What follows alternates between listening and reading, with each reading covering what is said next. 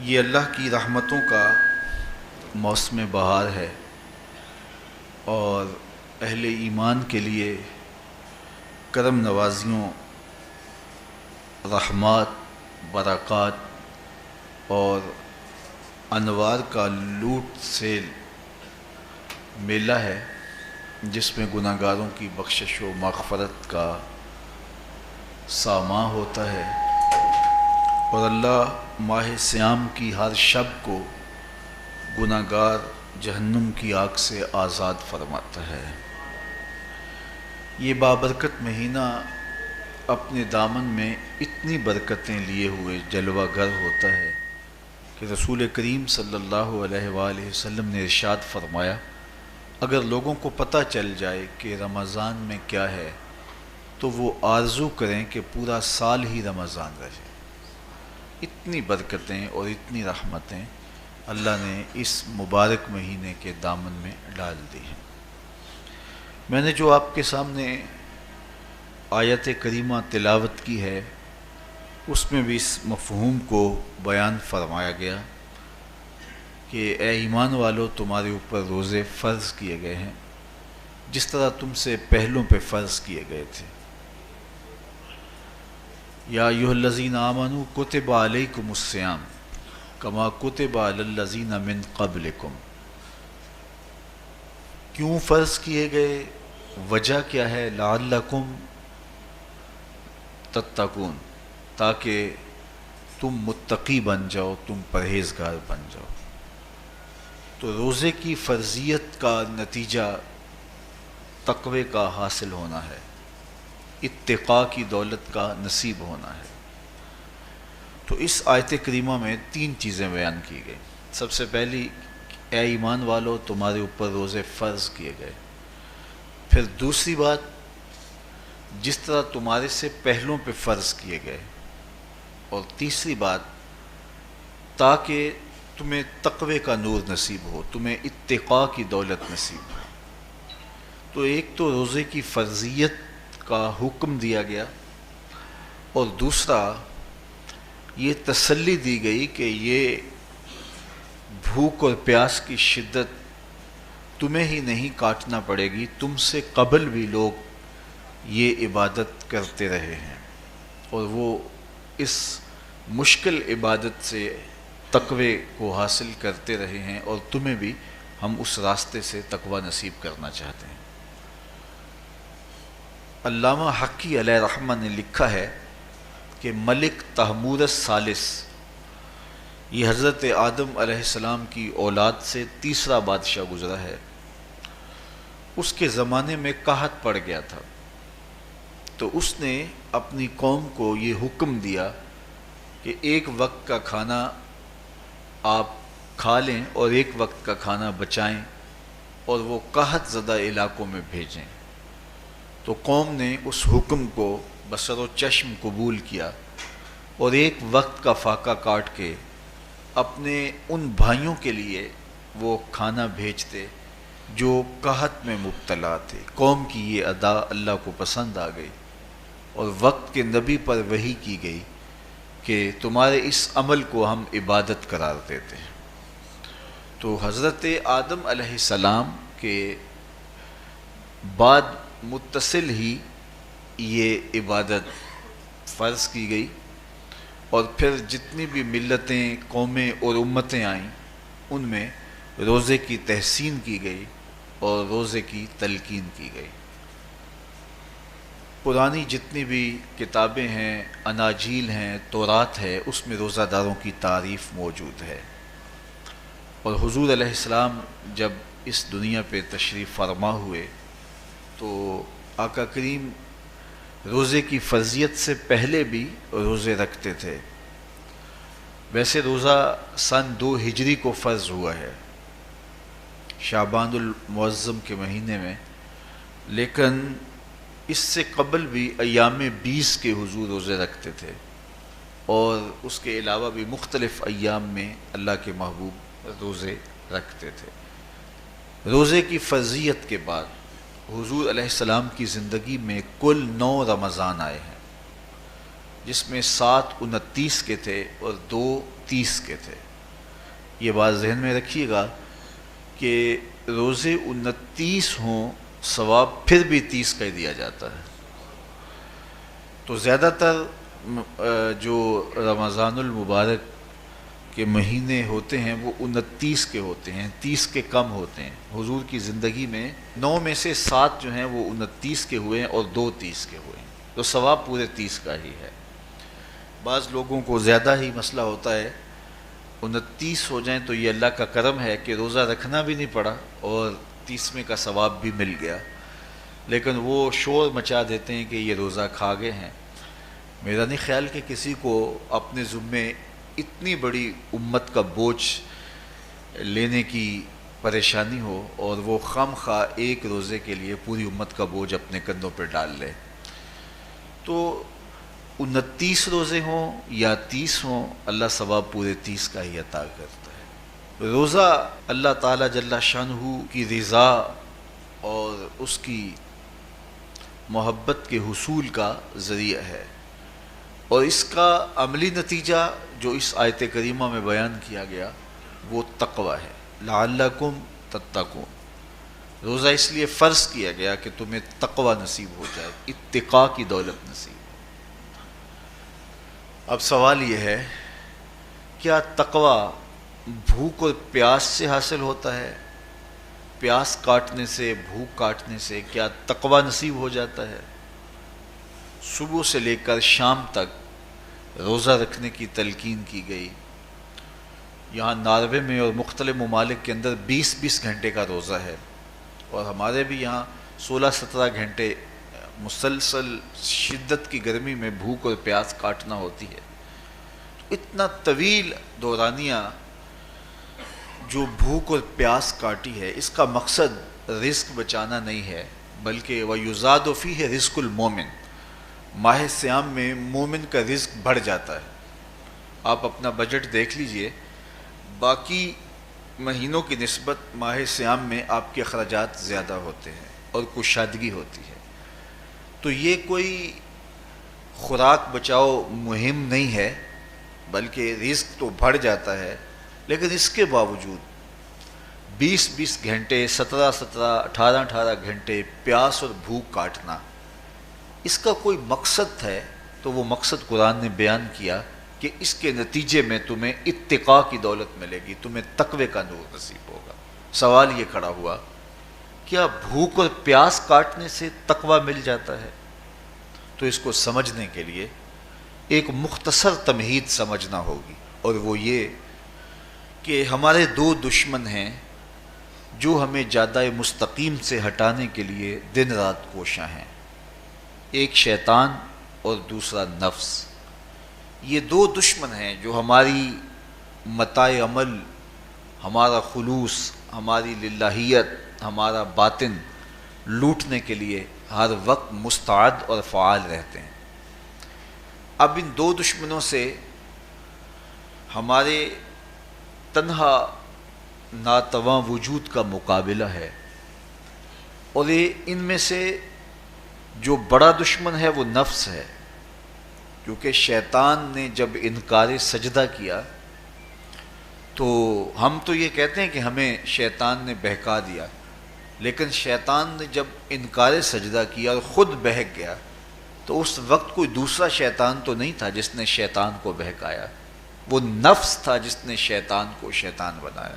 اس نے اندر سے کہا انا خیر منہ، میں بہتر ہوں. تو یہ انانیت جو تھی، انا خیر منہ، اس نے اس کو بہکایا. تو شیطان کو شیطان بنانے والا نفس ہے، تو نفس شیطان سے بھی بڑا دشمن ہے. ایک بزرگ تھے، وہ ساری زندگی اپنی زبان پہ انا کا لفظ نہیں آنے دیتے تھے.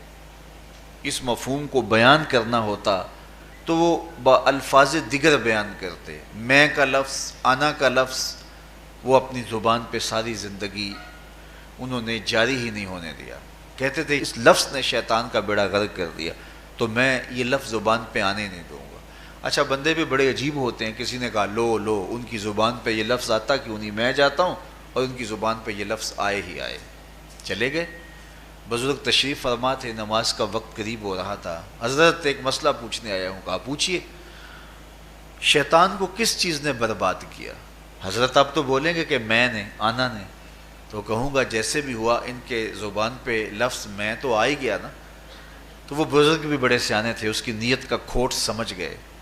فرمانے لگے بیٹا نماز کا وقت ہو گیا ہے، نماز پڑھ لیتے ہیں پھر اس پہ بات ہوتی ہے.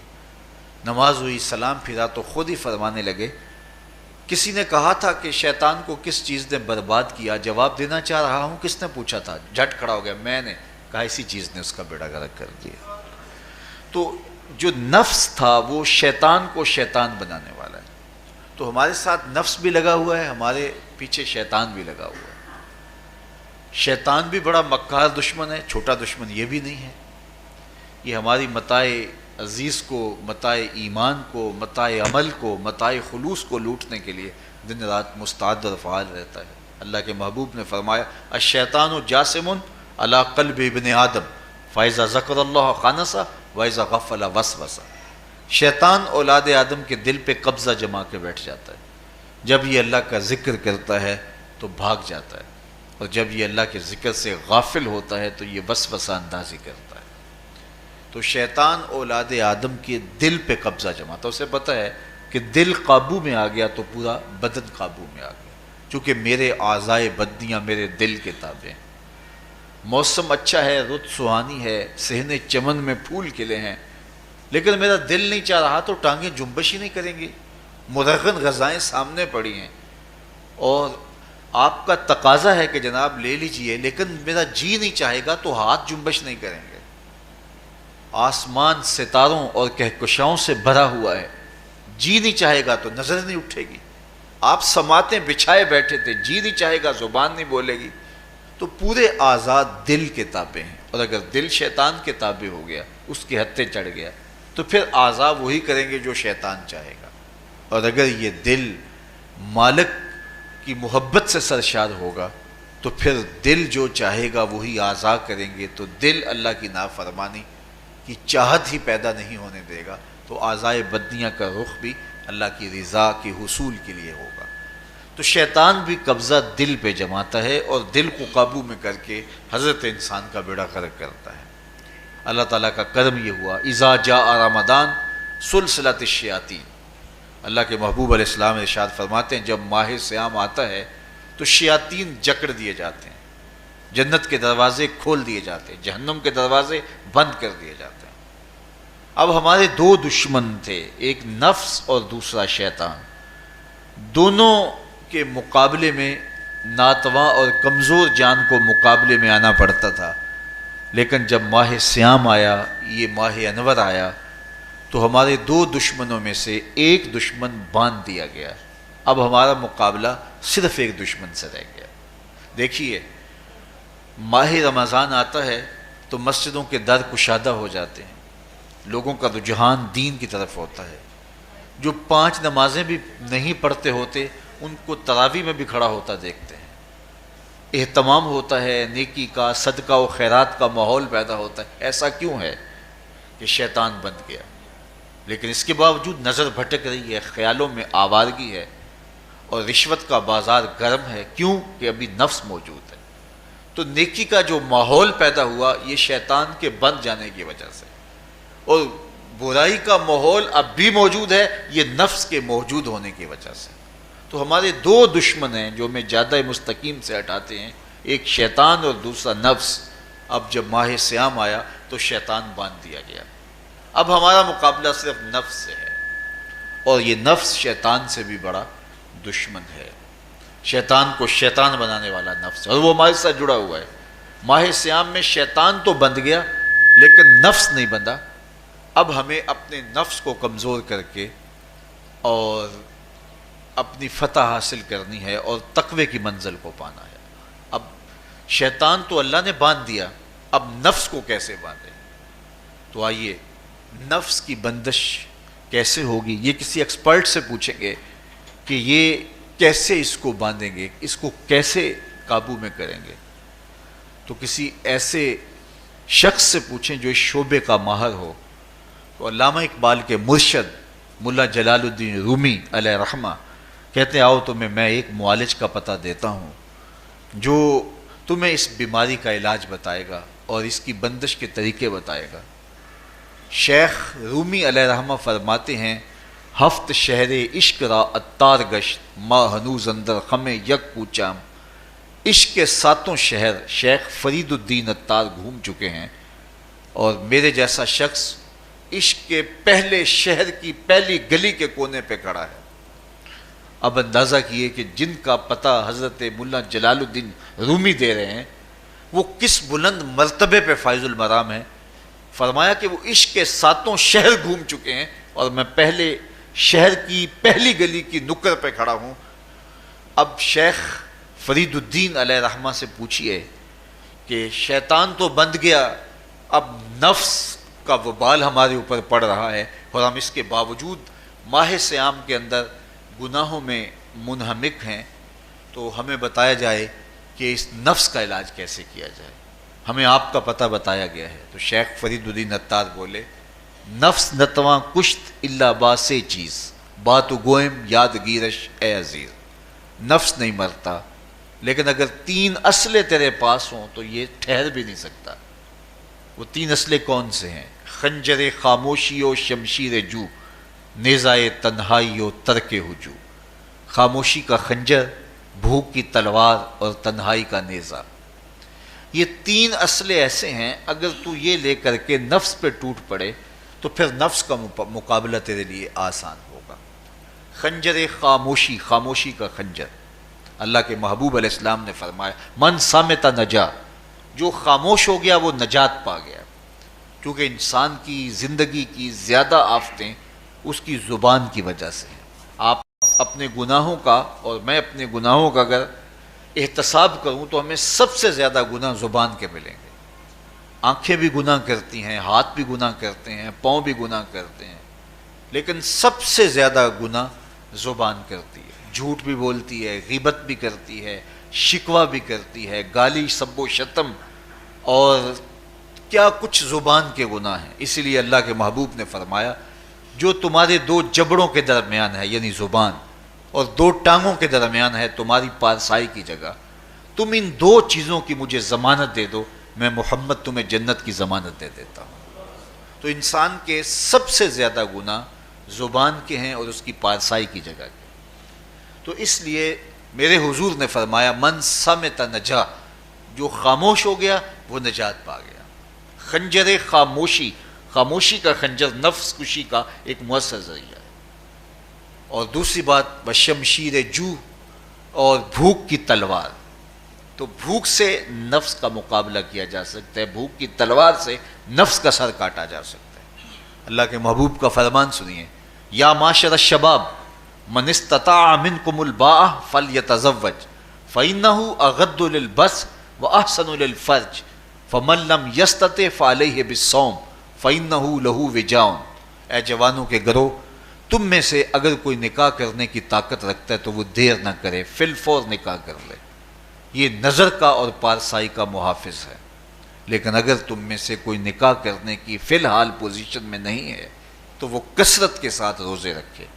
روزے قاطع شہوات ہیں، تو بھوک سے نفس کو جو ہے وہ روکا جا سکتا ہے، اس کو لگام ڈالی جا سکتی ہے۔ تیسری بات نیزہ تنہائی، تنہائی کا نیزہ، تو فرمایا گیا کہ العافیت فی العزلہ، کہ تنہائی کے اندر ہی عافیت ہے۔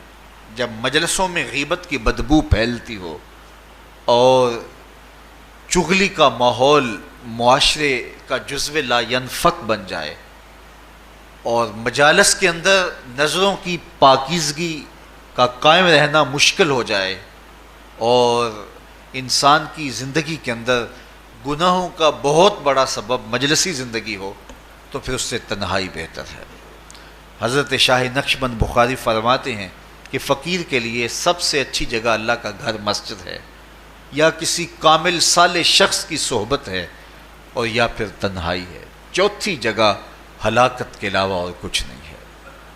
ہمیں اپنے کاروبار میں، اپنے معاملات میں، اپنی ملازمتوں میں جانے کی تلقین کی گئی تو وہاں یہ تلقین کی گئی کہ دیر سے جاؤ جلدی واپس آ جاؤ، اور مسجد میں جاتے ہوئے تلقین کی گئی کہ جلدی جاؤ اور دیر سے واپس آؤ۔ لیکن ہم مسجد کے دروازوں پہ جب دور موجود میں رش دیکھتے ہیں کہ لوگ بہت جلدی نکلنا چاہتے ہیں، حتیٰ کہ کندھوں سے کندھے ٹکرا رہے ہوتے ہیں کہ جلدی سے باہر نکل جائیں، حالانکہ وہ عافیت کی جگہ ہے، 2 منٹ زیادہ بھی ہو جائیں تو کوئی حرج نہیں ہے۔ اور ایسے لوگوں کو بھی نکلنے میں جلدی کرتے ہوئے دیکھا ہے کہ لگتا تو یہ تھا کہ شاید انہوں نے کسی ضروری کام پہ جانا ہے، لیکن باہر نکل کے بازار میں پھٹے پہ بیٹھے تھے اور مسجد سے نکلنے کی جلدی بہت تھی۔ تو مسجد میں جلدی جاؤ اور دیر سے واپس آؤ، اور بازار میں دیر سے جاؤ اور جلدی واپس آؤ، لیکن ہمارے رویے اس کے برعکس ہو گئے۔ تو تنہائی میں عافیت ہے، خاموشی میں عافیت ہے، اور بھوک میں عافیت ہے، اور یہ ساری چیزیں روزے میں میسر ہیں۔ فرمایا تم سے اگر کوئی شخص الجھے، بحث کرے، لڑائی کرنا چاہے تو تم اسے کہو انی صائم، میں نے روزہ رکھا ہوا ہے۔ اسی طرح جو ہے وہ روزے سے آپ کو یکسوئی ملے گی، قرآن مجید کی تلاوت کا ماحول ہوگا، اور تم بھوک کاٹو گے، اور یہ تینوں چیزیں تمہارے نفس کو کمزور کرنے والی ہیں۔ شیطان بند گیا، نفس کمزور ہو گیا، اور جب نفس کمزور ہو گیا، کمزور ہوتا ہے، یہ نفس مرتا نہیں ہے۔ یہ تو کوئی ہے باج فقیراں کسے نہیں ماریا، باہو ظالم چور اندر دا، یہ اندر والا چور جو ہے وہ اتنی آسانی سے قابو آتا ہی نہیں ہے، یہ پھر سر اٹھا لیتا ہے۔ اس کو جتنا کچلو، یہ کچھ عرصے کے بعد تھوڑی سی خوراک ملتی ہے تو پھر سر اٹھا لیتا ہے۔ حضرت بایزید بستامی کہتے ہیں میں نے اپنے نفس کو ایک دن کہا کہ میں تجھے خوراک بھی نہیں دیتا اور تو پھر بھی موٹا تازہ ہے، تو میرے نفس نے مجھے کہا کہ اے بایزید جب تم بازار سے گزرتے ہو تو لوگ انگلیاں اٹھا اٹھا کہتے ہیں یہ بایزید جا رہا ہے، یہ بایزید جا رہا ہے، تو مجھے میری غذا اور خوراک اس سے مل جاتی ہے۔ تو یہ خوراک ہوتی ہے نفس کی۔ تو نفس بہت ظالم ہے، اور ساری زندگی اس سے لڑتے ہوئے گزرتی ہے۔ وہ کسی نے کہا تھا نا تمام عمر طوفان سے کھیلتے گزری، نیا کے ڈوبنے کا ڈر بھی رہا۔ تو یہ ساری زندگی اس طرح ٹکراتے ہوئے سے گزرتی ہے، لیکن جب کمزور ہو جائے تو پھر یہ شیطان کو جو ہے وہ موقع نہیں دیتا ہے۔ لیکن اگر نفس اگر ماہ صیام میں ہمارا کمزور نہ ہوا، صرف ہم نے بھوک ہی کاٹی اور باقی اپنے معمولات وہی رکھے، تو میرے حضور نے فرمایا جس نے جھوٹ اور برے کام نہیں چھوڑے اور جھوٹے کام ترک نہیں کیے، اس کے بھوکا اور پیاسا رہنے کی اللہ کو کوئی ضرورت نہیں ہے۔ روزہ تو ایک مشق تھی، یہ تو باطن کی تطہیر کا ایک ذریعہ تھا، یہ تو من کی تہذیب کا ایک ذریعہ تھا، یہ تو نفس کی شر سے اپنے آپ کو بچانے اور شیطان کے مکر و فریب سے بچانے کا ایک ذریعہ تھا۔ دیکھیے شیطان بند جاتا ہے ماہ صیام میں، حدیث واضح ہے، لیکن نفس موجود رہتا ہے۔ اگر نفس کمزور ہو گیا تو شیطان چھٹ کے بھی کچھ نہیں کرے گا، کیونکہ شیطان باہر کا دشمن ہے، نفس اندر کا دشمن ہے۔ جب تک اندر والا دشمن ساتھ نہیں دیتا، باہر والا دشمن کچھ نہیں کر سکتا۔ ہمارے دیہاتوں میں چوری ہو جائے تو بوڑھے بزرگ سر جوڑ کے بیٹھ جاتے ہیں کہ چور کہاں سے آیا، کیسے آیا، تو ایک نقطے پہ سارے متفق ہوتے ہیں کہ اندر کا کوئی بھیتی ضرور موجود ہے۔ اگر اندر کا کوئی بھیتی موجود نہیں ہے تو چور باہر سے آ کے حملہ آور ہو ہی نہیں سکتا ہے۔ تو شیطان باہر کا چور ہے، نفس اندر کا بھیتی ہے، اور اگر یہ اندر والا باہر والے کا ساتھ نہ دے تو شیطان انسان پر حملہ آور ہو ہی نہیں سکتا۔ اس لیے اس کو قابو کر لیں، اس کو رام کر لیں، تاکہ شیطان چھٹنے کے باوجود بھی جو ہے وہ ہمارے اوپر حملہ آور نہ ہو سکے۔ ورنہ وہ تو پیچ و تاب کھا رہا ہے کہ یہ جو تم نمازیں پڑھتے ہو، سروں پہ ٹوپیاں تم نے پہنی ہیں اور بڑے شریف بن کے مسجد میں جا رہے ہو، ذرا چھٹ لوں عید کے دن ہی جو ہے وہ تمہارا سارا کیا دھرا برباد نہ کیا تو مجھے شیطان نہ کہنا۔ تو وہ سب کچھ برباد کر دیتا ہے اگر ہمارے نفس کی تہذیب نہیں ہوتی۔ تو یہ اللہ نے ایک ہمیں موقع دیا ہے، پورا ایک مہینہ ہے، ایک ورکشاپ ہے باطن کی تطہیر کے لیے اور ایک اندر کی پاکیزگی کے لیے ہمیں ایک موقع فراہم کیا گیا ہے، اور اس سے ہم بھرپور فائدہ حاصل کریں۔ قرآن مجید کی کثرت کے ساتھ تلاوت، صلاۃ التراویح میں شمولیت اور خاموشی کا اختیار کرنا، اور جو ہے وہ اللہ کے ذکر فکر کی طرف متوجہ رہنا اور بھوک کاٹنا، اس کا عملی نتیجہ یہ ہوگا کہ اتقاء کی دولت نصیب ہوگی۔ دیکھیے ماہ صیام میں ہمیں ان کاموں سے بھی روک دیا گیا جو کہ کام جائز تھے، کھانا پینا اور جو ہے وہ اپنی منکوحہ سے جنسی تعلق، یہ تو وہ امور تھے کہ جو جائز تھے، مشروع تھے، لیکن اوقات روزہ میں ان جائز کاموں سے بھی ہمیں روک دیا گیا۔ اس فلسفے کو ہمیں سمجھنا ہوگا کہ جو کام شریعت میں جائز تھے، مشروع تھے، روزہ ان سے بھی رک جانے کا نام ہے، اور جو چیزیں شریعت میں جائز ہی نہیں ہیں، جھوٹ بولنا ہے، غیبت کرنا ہے، بد نگاہی ہے اور دیگر برے اعمال ہیں، تو یہ چیزیں تو روزہ نہ بھی ہو پھر بھی ناجائز ہیں۔ تو جو چیزیں جائز تھی روزے میں ان سے بھی منع کر دیا گیا، اور جو چیزیں ناجائز ہیں تو اگر کوئی شخص ان چیزوں سے نہیں رکتا تو پھر اس نے روزہ کیا رکھا؟ ایک بندہ بھوک کاٹتا ہے لیکن جھوٹ بولتا ہے، ایک بندہ پیاس کاٹتا ہے لیکن غیبت کرتا ہے، ایک بندہ صبح سے شام تک نہ کچھ کھاتا ہے نہ کچھ پیتا ہے لیکن رشوت لیتا ہے، پھر مجھے بتائیے اس نے روزہ کیا رکھا؟ روزہ تو ایک مشق تھی کہ جو چیزیں جائز تھی ان سے بھی منع کر دیا گیا، ان سے بھی روک دیا گیا، اور جو ناجائز تھی وہ تو پہلے ہی ناجائز تھی، روزے کے بغیر بھی ناجائز تھی۔ تو اس لیے روزہ ایک مشق ہے۔ ہمارے سامنے مرغن غذا موجود ہے، ہمارے پاس سامنے ٹھنڈا مشروب موجود ہے، اور ہمیں مشق کرنے کی تلقین کی گئی کہ تمہیں بھوک ہے، شدت کی پیاس ہے، لیکن صبر کر کے دکھاؤ تم نہیں لوگے، یہ تمہاری مشق ہے۔ تو پھر جو حرام ہوگا، اللہ کی طرف سے ممنوع ہوگا، تو اس کو تم کس طرح لوگے جب تمہاری یہ مشق ہو چکی؟ لیکن ہم اس مشق کے اندر ہی جب ان سے نہیں رکیں گے تو پھر ہمارا روزہ ہی نہیں ہوگا، پھر بھوک اور پیاس کاٹنے کے علاوہ کچھ نہیں ہوگا۔ بہت سارے روزہ دار ایسے ہیں جن کا روزہ سوائے بھوک اور پیاس کاٹنے کے کچھ نہیں ہے۔ اس لیے جن چیزوں سے اللہ نے منع کیا ہے ان سے تو رکنا ہی رکنا ہے، جو چیزیں مشروع ہیں ان سے وقتی طور پہ روکا گیا تو ان سے بھی روک کر کے روزے کی تکمیل کی جائے۔ اچھا، روزے میں ایک اور چیز ہے کہ ہمارے صوفیاء مراقبہ کر کے ایک دولت پاتے ہیں، اور وہ کیا کہ اللہ دیکھ رہا ہے۔ وہ مراقبے میں بیٹھ جاتے ہیں اور اس تصور میں ڈوب جاتے ہیں کہ میرا اللہ مجھے دیکھ رہا ہے، اور یہ یقین اپنے اندر اتارتے رہتے ہیں۔ اس کا نتیجہ یہ ہوتا ہے کہ پھر گناہ کرنا مشکل ہو جاتا ہے۔ یہ تصور جب بندے کے ساتھ جڑ جاتا ہے کہ میرا اللہ مجھے دیکھ رہا ہے۔ ماہ سیام میں یہ دولت اللہ بانٹ دیتا ہے۔ جو مراقبے سے صوفیاء حاصل کرتے ہیں، اللہ تعالیٰ اس دولت کو اہل ایمان پہ چھڑک دیتا ہے۔ کڑکتی دھوپ، برستی گرمی، زبان کانٹا، ہونٹ خشک، ٹھنڈا پانی دستیاب، دروازہ مقفل، کوئی دیکھنے والا بھی نہیں ہے، لیکن بندہ ایک گھونٹ بھی نہیں پیتا، وضو کرتے بھی احتیاط کرتا ہے کوئی قطرہ حلق سے نیچے نہ اتر جائے، کیوں کہ میرا اللہ مجھے دیکھ رہا ہے۔ جو چیزیں صوفیاء کو مراقبے سے نصیب ہوتی ہیں، ماہ سیام میں اللہ اس دولت کو بانٹ دیتا ہے، چھڑک دیتا ہے، بارش کی طرح وہ دولت برستی ہے، اور یہ تصور ہمارے ساتھ جڑ جاتا ہے کہ میرا اللہ مجھے دیکھ رہا ہے۔ ہم پانی نہیں پیتے، اللہ دیکھ رہا ہے، مرغن غذائیں موجود ہیں کہ اللہ دیکھ رہا ہے۔ تو میں یہ پوچھتا ہوں کہ ہم کھانا نہیں کھاتے کہ اللہ دیکھ رہا ہے، ہم پانی نہیں پیتے کہ اللہ دیکھ رہا ہے، لیکن جب رشوت لے رہے ہوتے ہیں اللہ اس وقت نہیں دیکھتا؟ جب نظر بھٹک رہی ہوتی ہے اللہ اس وقت نہیں دیکھتا؟ جب خیال بہک رہا ہوتا ہے اللہ اس وقت نہیں دیکھتا؟ جب سوچوں میں آوارگی آتی ہے اللہ اس وقت نہیں دیکھتا؟ تو یہ صرف وہ کھانے اور پینے کو ہی دیکھ رہا ہے، باقی امور زندگی کو نہیں دیکھ رہا، اور وہ کیا صرف رمضان میں دیکھتا ہے، غیر رمضان میں نہیں دیکھتا؟ تو یہ جو نور اترا تھا ماہ سیام میں، اس کو اپنے اندر اگر جذب کر لیا جائے تو زندگی سنور جاتی ہے۔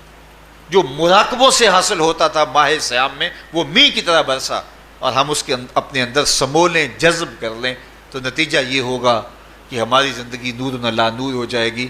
اور یہ تصور جب انسان کی زندگی میں جم جائے تو یہ گناہوں سے روکنے کا مؤثر ذریعہ ہے کہ میرا اللہ مجھے دیکھ رہا ہے۔ مجھے بتائیے اس سے بڑا ہیجان انگیز بھی کوئی منظر ہو سکتا ہے کہ حسن کی پتلی ہے، اور جو ہے وہ اس کی ایک ایک ادا اور اشوے سے قیامتیں پھوٹتی ہیں، اور وہ خود جناب یوسف کے سامنے اپنے حسن کو پیش کر رہی ہے، ساتوں دروازے بھی مکفل ہیں، بت کے اوپر بھی کپڑا ڈال لیا، اور زلیخا حضرت یوسف کو خود کہہ رہی ہے تالک یوسف اب تو آ جاؤ نا، ذرا آنکھ اٹھا کے میرے جلوے دیکھو۔ لیکن جناب یوسف کیا بولتے ہیں؟ قال معاذ اللہ، میں اللہ کی پناہ میں آتا ہوں۔ کہا تو 7 دروازے بند کر کے لوگوں کی نظروں سے چھپ گئی، اور موٹا کھیس ڈال کے اپنے زوم میں اپنے اس جھوٹے خدا سے بھی شرم کرتی ہے اور اس سے چھپ گئی، میں اس خدا سے حیا کیوں نہ کروں جو 7ویں کوٹھڑی میں بھی دیکھ رہا ہے۔ پھر اتنی روشنیاں برسی، اتنا یقین برسا کہ گناہ کیا، گناہ کا تصور بھی محال ہو گیا۔ تو مجھے بتائیے کتنا ہیجان انگیز منظر تھا جب حسن قدموں میں بچھنے کے لیے خود بےتاب تھا، اور حضرت یوسف جوان رانا ہیں، جوانی اور شباب پورے بانکپن پہ ہے، اور ادھر حسن مچل مچل کے قدموں میں بچھ رہا ہے، لیکن یہ جذبہ کہ میرا اللہ مجھے دیکھ رہا ہے ایسی رکاوٹ بنتا ہے، قال معاذ اللہ، کہا میں اللہ کی پناہ میں آتا ہوں۔ تو یہ یقین جب بندے کے ساتھ جڑ جاتا ہے کہ میرا اللہ مجھے دیکھ رہا ہے، تو پھر انسان کے لیے گناہ سے بچنا کوئی مشکل نہیں ہوتا۔ گھر میں فاقے ہوں، مشکل میں بندہ پھنسا ہو اور اس کو رشوت مل رہی ہو، تو پھر اپنا ہاتھ روکنا بڑا مشکل ہوتا ہے، بلکتے بچوں کا خیال آتا ہے۔ لیکن جب یہ خیال ہو کہ میرا رب میرا رازق ہے اور میرے اس عمل کو دیکھ رہا ہے، تو پھر بندہ اس کو پرے کا کی حیثیت بھی نہیں دیتا، اور جب وہ پاؤں کی ٹھوکر پہ بھی نہ رکھے تو پھر اللہ فرماتا ہے وَيَرْزُقُهُ مِنْ حَيْثُ لَا يَحْتَسِبُ، تو یہ کر کے دیکھ میں تجھے وہاں سے رزق دوں گا جہاں سے تجھے گمان بھی نہیں ہوگا۔ تو اپنے یقین کو کھڑا کر کے دیکھ، میرے اوپر اعتماد کر کے دیکھ۔ میرے حضور نے فرمایا اللہ پر توکل کرنے کا جو حق ہے اگر تم ادا کرو، وہ تمہیں ایسے رزق دے جیسے پرندوں کو عطا کرتا ہے۔ صبح گھر سے نکلتے ہیں خالی پیٹ ہوتے ہیں، ہمیں تو پتہ ہے دفتر میں جانا ہے، ہمیں تو پتہ ہے دکان پہ جانا ہے، ہمیں تو پتہ ہے فیکٹری میں جانا ہے، ہمیں تو پتہ ہے کہ ہم نے فلاں جگہ جا کے دہاڑی لگانی، لیکن ان کا کوئی کاروبار نہیں ہوتا، کوئی فیکٹری نہیں ہوتی۔ جدھر جی آیا صبح جو ہے وہ اڑان بھر دی، بن توکل پنچھی اڑ دے، خرچ نہ پلے زیرہ ہو، نہ کوئی راس ہے نہ کوئی کاروبار ہے، لیکن کبھی ایسا نہ ہوا کہ شام کو خالی پیٹ آئے ہوں۔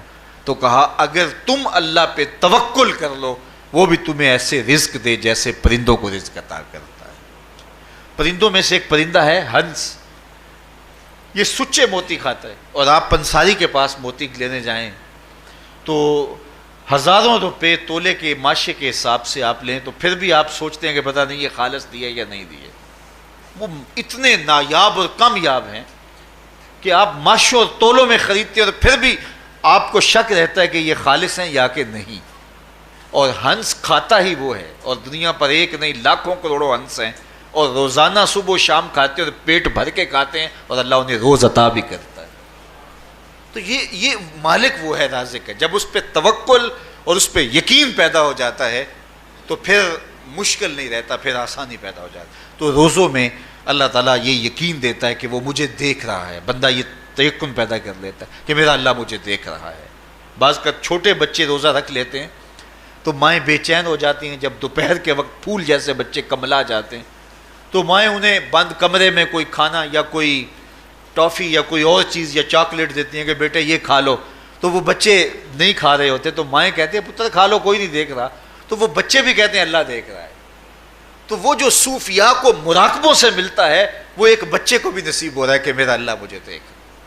یہاں ایک اور بھی تسلی ہے، ہم ہزار گناہ گار سہی، ہم ہزار سیاہ کار سہی، لیکن ہمارا رب پہ کتنا یقین ہے رمضان میں پتہ چلتا ہے کہ اس ذات پہ ہمارا کتنا تیقن ہے، کتنا یقین ہے، جس کو دیکھا نہیں، چھوا نہیں، بات نہیں ہوئی، جو تصور خیال کی حدود سے بھرا ہے، اتنا یقین ہے کہ ہم پانی نہیں لیتے، کھانا نہیں لیتے کہ میرا اللہ مجھے دیکھ رہا ہے۔